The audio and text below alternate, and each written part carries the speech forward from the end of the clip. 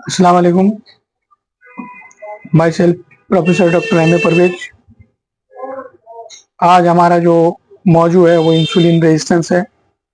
इसके पहले मैंने ओबेसिटी, ऑटोफेजी ये सब अपलोड किया था और आप लोग खिदमत में पेश किया था। उसी वक्त मैंने कहा था कि जो है इंसुलिन रेजिस्टेंस एक अहम और वाइटल टॉपिक है।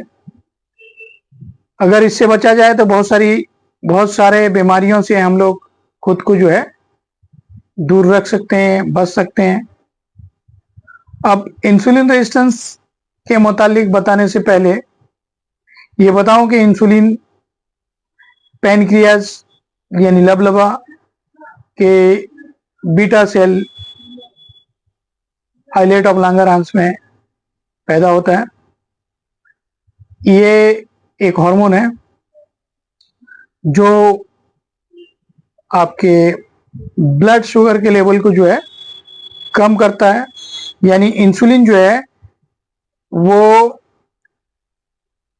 सेल ग्लूकोज को जो है एब्जॉर्ब करता है ब्लड स्ट्रीम से, उसको सेल के अंदर दाखिल करवाता है। और ये जो ग्लूकोज है हम लोग जब कार्बोहाइड्रेट डाइट कंज्यूम करते हैं उससे पैदा होता है और वो जो है इंसुलिन के मदद से वो ग्लूकोज ब्लड स्ट्रीम से सेल में जाता है और इसकी वजह से जो है ब्लड ग्लूकोज लेवल जो है वो ऑब्जर्व होने के नतीजे में वो बैलेंस होकर रहता है। अगर ये इंसुलिन रेजिस्टेंस पैदा हो तो उसमें ब्लड शुगर का लेवल भी बढ़ जाएगा, जो डायबिटीज और ओबेसिटी और बहुत सारे जो है मेटाबॉलिक सिंड्रोम पैदा कर सकता है। इसका दूसरा काम यह है कि ये एनर्जी स्टोरेज करता है। यानी हम लोग जो ग्लूकोज है जब वो एक्सेस हो जाता है, ज़्यादा मिकदार में अगर हम लोग ग्लूकोज का कंजप्शन करते हैं तो वो जो है ग्लाइकोजन के साइकिल में मसल्स और लीवर में स्टोर होकर रहता है और ये फैट स्टोरेज का भी काम करता है और ये मसल्स बिल्डअप और स्ट्रेंथ प्रोवाइड करता है प्रोटीन सिंथेसिस का अमल के जरिए। ये फैट को ब्रेकडाउन से रोकता है। ये सारे इंसुलिन के जो है नॉर्मल फंक्शंस हैं। अब इंसुलिन रेजिस्टेंस हम कब कहेंगे? जब बॉडी का सेल, यानी हमारा बॉडी जो है structural and functional unit of life है, जब बॉडी का सेल इंसुलिन को कम रिस्पॉन्स करे, उसकी वहां मजम्मत होने लगे और वो जो है सेल में दाखिल ना हो सके ब्लड स्ट्रीम से, तो उस कंडीशन में ग्लूकोज का लेवल भी बढ़ जाता है और जिसकी वजह से बहुत सारे मेटाबॉलिक सिंड्रोम पैदा हो सकते हैं। और बॉडी उस वक्त जो नॉर्मल कंडीशन में इंसुलिन जितना एफर्ट कर पाता था, अब जो पैथोलॉजिकल कंडीशन लाक हो गया, जिसके नतीजे में वो ज्यादा इंसुलिन प्रोड्यूस करता है और इंसुलिन रेजिस्टेंस मर्ज का बाइस बनता है। इंसुलिन रेजिस्टेंस एक मेडिकल पैथोलॉजिकल कंडीशन है। अब ये क्यों पैदा होता है? अब इंसुलिन रेजिस्टेंस जो है उसके कॉजेस क्या है, यानी किन असबाब के बिना पर इंसुलिन रेजिस्टेंस पैदा हो सकता है। सबसे पहले लाइफस्टाइल फैक्टर्स, जिसमें जो है poor diet, excessive calorie intake. Poor diet में हमारा डाइट जो है बहुत ज्यादा रिफाइंड हो और शुगर का कंटेंट ज्यादा हो, अनहेल्दी फैट हो, कार्बोहाइड्रेट बहुत ज्यादा मिकदार में हम लोग कंज्यूम करते हैं, ये सब जो है पुअर डाइट और इनकी वजह से इंसुलिन रेजिस्टेंस हो सकता है। दूसरा है फिजिकल इनएक्टिविटी, यानी जो हम लोग एक्सेस माने इंसुलिन जो है यानी ग्लूकोज जो है हमारा, वो एक्सरसाइज अगर करें तो वो कंट्रोल होकर रह सकता है। ओबेसिटी भी एक कारण है, खासतौर से जब फैट का इस्तेमाल एब्डोमेन में हो, और ये विसरल फैट जो है वो इन्फ्लामेटरी सब्सटेंस को रिलीज करता है जो इंटरफियर करता है इंसुलिन रेजिस्टेंस से, और जिसके नतीजे में मर्ज लाक होता है। क्रोनिक स्ट्रेस की वजह से हाई कोर्टिसोल लेवल जो है वो भी ये मर्ज लाक कर सकता है, या ये कंडीशन लाक कर सकता है इंसुलिन रेजिस्टेंस। पुअर स्लीप या स्लीप डिसऑर्डर के नतीजे में भी जो है इंसुलिन रेजिस्टेंस लाक हो सकता है। मेटाबॉलिक या हार्मोनल फैक्टर्स की वजह से भी जो है इंसुलिन रेजिस्टेंस लाक हो सकता है, जिसमें हाई फ्री फैटी एसिड्स, जो एक्सेस फैट जो हम लोग को ब्लड स्ट्रीम में होता है उसके नतीजे में इंसुलिन रेजिस्टेंस लाक हो सकता है। और हार्मोन में thyroid disorder, polycystic ovarian syndrome, polycystic ovarian disease, इनके नतीजे में भी इंसुलिन रेजिस्टेंस पैदा हो सकता है। और कुछ मेडिसिन है जैसे कॉर्टिसोल और एंटीसाइकोटिक ड्रग्स, ये भी इंसुलिन रेजिस्टेंस पैदा करता है। और बहुत सारे इन्फ्लामेटरी डिजीज या क्रोनिक इन्फ्लामेशन के नतीजे में भी जो है इंसुलिन रेजिस्टेंस पैदा हो सकता है। अब इंसुलिन रेजिस्टेंस जो पैदा होगा उसके अलामात क्या है, यानी उसके निशानात क्या है, उसके सिम्टम्स क्या है, हम कैसे मतलब उसको जो है अपने गुमान में लाएं कि हो सकता है ऐसा हो गया हो। जिसमें फैटिक यानी थकान यानी टायर्डनेस बहुत ज्यादा लगेगा, फीलिंग ऑफ टायर्डनेस ज्यादा होगा, इवन खाने के बाद भी टायर्डनेस लगेगा। उसके बाद इसमें जो है भूख बढ़ जाएगा, और खास तौर से कार्बोहाइड्रेट और शुगरी डाइट का लेने का चाहत यानी क्रेविंग बढ़ जाएगा। उसके बाद वेट गेन, खासतौर से एब्डोमेन के चारों तरफ फैट जम जाएगा, और बंदा या मरीज बहुत कोशिश करेगा फैट को कम करने के लिए, लेकिन तमाम एफर्ट, तमाम कोशिश जो है नाकाम जाएंगे। ये कंडीशन हो सकता है। चौथा कंडीशन है कि फ्रीक्वेंट यूरिनेशन, यानी बार बार पेशाब लगेगा और उसका प्यास बढ़ जाएगा। ये early sign of blood sugar level का एक, माने जो हम लोग को डायबिटीज होता है उसका अर्ली साइन है।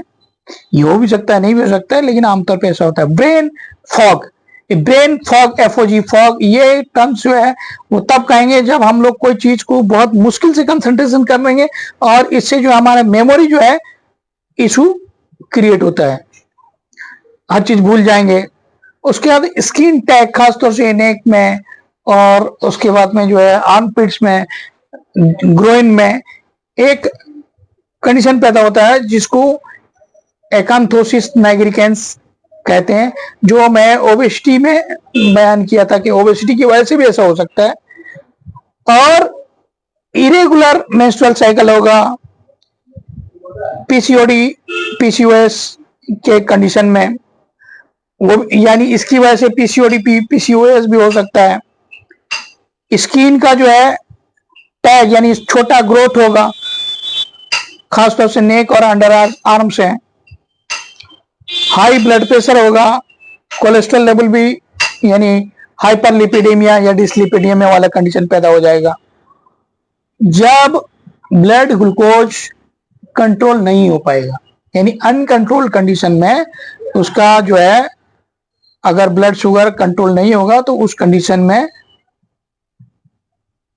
नमनेस, टिंगलिंग सेंसेशन होगा हैंड और फीट्स में, विजन ब्लड होगा, धुंधला दिखेगा, और स्लो हीलिंग या डिले हीलिंग, अगर कोई जख्म कम हो जाएगा तो बहुत देर से या मुश्किल से वो जख्म भरेगा। अब इसका जो है टेस्ट के लिए जो है serum fasting insulin resistance test करते हैं, होमा आईआर करते हैं, एचओएम में होमा आईआर वो करते हैं, ग्लूकोज टॉलरेंस टेस्ट करते हैं। और ये जो है अब इंसुलिन रेजिस्टेंस क्या क्या बीमारी पैदा कर सकता है, यानी इंसुलिन रेजिस्टेंस की वजह से क्या क्या हो सकता है। पहले ने जो बताया था किसके वजह से इंसुलिन रेजिस्टेंस होता है, अब जो मैं बता रहा हूं इंसुलिन रेजिस्टेंस के वजह से क्या क्या तकलीफ या क्या क्या प्रॉब्लम या क्या क्या डिजीज लाभ हो सकता है। यानी मैं इसका डेफिनेशन ये बताया कि जब सेल में इंसुलिन का रिस्पॉन्स कम हो जाता है, उस कंडीशन में ये बीमारी होता है। खास तौर से जब मसल्स का सेल, एडिपोज टिश्यू यानी फैट सेल्स और लीवर वो मुकम्मल तौर पे यानी इंसुलिन को रिस्पॉन्ड करना कम कर दें, जिसकी वजह से ब्लड शुगर का लेवल बढ़ जाता है, मेटाबॉलिक सिंड्रोम लाक होता है। उसके वजह से बहुत सारे कॉमन बीमारियां जो आम तौर पे हमारे इर्द गिर्द में पाया जाता है वो लाक होता है, जिस तरह hypertension, diabetes mellitus, excessive abdominal fat यानी truncal obesity, abnormal cholesterol level, obesity, weight gain, PCOS, PCOD, non alcoholic fatty liver disease, cardiovascular disease, Alzheimer disease, और उसका जो कॉग्निटिव पावर है वो डिक्लाइन हो जाएगा।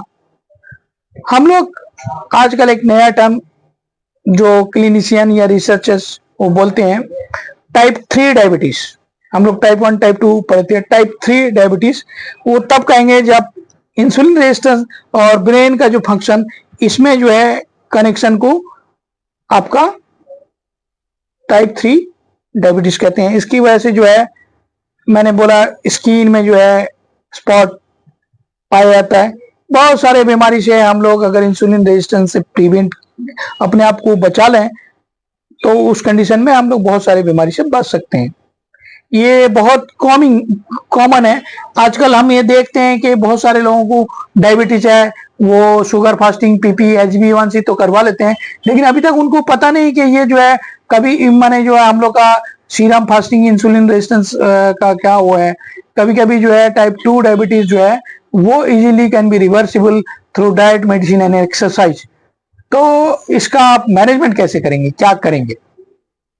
मैनेजमेंट के लिए सबसे पहले हम लोग जो जिस तरह हम लोग पुअर डाइट था, अब हम लोग डाइट को ठीक करेंगे, जिसमें हम लोग जो है अपने ब्लड शुगर को कंट्रोल करेंगे और अपना जो शुगर यानी रिफाइंड शुगर, रिफाइंड कार्ब उसको कम करेंगे, शुगरी ड्रिंक्स को अवॉइड करेंगे, white bread, pasta, process food और सैचुरेटेड जो है जो भी है उसको जो है अवॉइड करेंगे और ज्यादा से ज्यादा फाइबर कंज्यूम करेंगे, whole grains, vegetable, fruits, nuts और लेग्यूम्स, फैटी फिश ये हम लोग कंज्यूम करेंगे। और हम लोग जो है कीटो डाइट भी इस्तेमाल करेंगे जिसमें इंक्रीज हेल्दी फैट्स जिस तरह avocado, nuts, olive, fatty acid, fatty fish, salmonella वगैरह वगैरह। और हम लोग अपने प्रोटीन को प्रायोरिटी देंगे, प्रोटीन इंटेक को प्रायोरिटी देंगे जिसमें लीन मीट्स, एग्स, लेग्यूम्स वगैरह वगैरह। एंटी इन्फ्लामेटरी हम लोग जो है अशिया का इस्तेमाल करेंगे जिस तरह टर्मरिक, सिनामोम, जिंगर, ग्रीन टी वगैरह वगैरह। एप्पल सीडर विनेगर भी हम लोग इस्तेमाल कर सकते हैं। और रेगुलर एक्सरसाइज करेंगे, खासतौर से एरोबिक एक्सरसाइज करेंगे और मसल्स को बढ़ाने के लिए यानी मसल्स बिल्ड्स के लिए जो है स्ट्रेंथ ट्रेनिंग लेके उसको करेंगे। और एक एक्सरसाइज है high intensity interval training, HIIT, उसमें थोड़े वक्त में वेगरसली यानी शॉर्ट ब्रेस्ट करके एक्सरसाइज करेंगे और डेली जो है अपना नकल व हमल यानी मूवमेंट जो है डेली जारी रखेंगे। उसके अलावा जो है स्ट्रेस आजकल सबसे बड़ा जो हर बीमारी का जो है मेन जो है वजह है वो स्ट्रेस। तो स्ट्रेस को मैनेज करेंगे। मैंने इसके पहले ब्रेन और गट कनेक्शन के बारे में पूरा बताया, तो उसके लिए मेडिटेशन और जो उन चीज में जो हॉबी या जो उन चीज में रुचि हो या जिसमें दिल लगे उस तरफ जो अपने आप को माइल करके अपने स्ट्रेस यानी चिंता, एंजाइटी, डिप्रेशन को दूर करेंगे। उसके अलावा अपना स्लीप क्वालिटी को इम्प्रूव करेंगे यानी जो कम से कम 7 से 9 घंटा सोएंगे। उसके बाद में जो वेट गेन हो गया है उसको कम से कम 5 से 10% कम करेंगे और हाइड्रेटेड यानी जो भी फ्लूइड का इंटेक ठीक ठाक करेंगे। और अभी माह रमजान आ रहा है, ये मुकद्दस रमजान के महीने में अगर फास्टिंग, कीटो डाइट, एक्सरसाइज, इससे जो है इंसुलिन रेजिस्टेंस भी कंट्रोल होगा, ओबेसिटी भी कंट्रोल होगा, डायबिटीज भी ठीक कंट्रोल होगा, और easily we can prevent certain diseases like dyslipidaemia, cardiac diseases वगैरह वगैरह। तो लिहाजा ये एक वाइटल सब्जेक्ट है, और आप लोगों से मुअद्दबाना दरखास्त है कि आप इंसुलिन रेजिस्टेंस क्या है समझें और कैसे इससे बचें। इसके लिए जो जो तदाबीर है, जो जो इकदाम है वो एडप्ट करें, सेहतमंद रहें, खुश रहें, और हेल्थ के बारे में जानें, और हेल्थ अवेयरनेस दूसरों को भी हेल्थ की बेदारी पैदा करें। हेल्थ सबका एक जागीर है, और आप लोग सेहतमंद रहिए, खुश रहिए। अल्लाह हाफिज।